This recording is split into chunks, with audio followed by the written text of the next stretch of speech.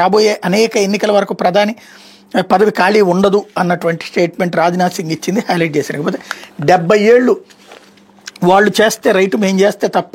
70 సంవత్సరాలుగా వాళ్ళు ఈవీఎంలు హ్యాక్ చేస్తున్నారు, అప్పుడు ఏం కాలేదు, మేము చేస్తే తప్పుగా అనిపిస్తోంది. ఢిల్లీ సీఎం రేఖా గుప్తా చేసిన వ్యాఖ్యలు, ఎన్డీటీవీకి ఇచ్చిన ఇంటర్వ్యూలో ఆమె ఈ వ్యాఖ్యలు చేశారు. మీరు ఈవీఎంలు హ్యాక్ చేస్తున్నారు రాహుల్ గాంధీ అంటున్నారు కదా అనే ప్రశ్నకు రేఖా గుప్తా ఇలా వదిలిచ్చారు.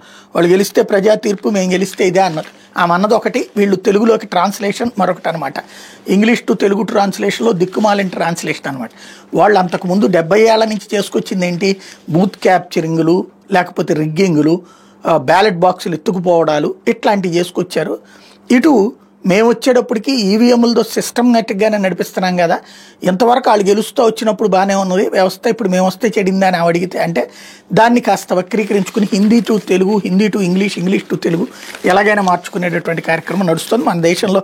ఇప్పుడు ఆంధ్రజ్యోతి తెలివిగా ఓ పక్కన తెలుగుదేశం కోసం బీజేపీకి సపోర్ట్ చేస్తున్నట్టు రాస్తుంది, అదే సందర్భంలో తమ వ్యక్తిగతంగా ఉన్నటువంటి వామపక్ష భావజాలంతో బీజేపీకి వ్యతిరేకంగా కథలల్లుతుంది అనడానికి సాక్ష్యం, లేదా రెచ్చగొడుతుంది ప్రజలను అనడానికి సాక్ష్యం ఇదే.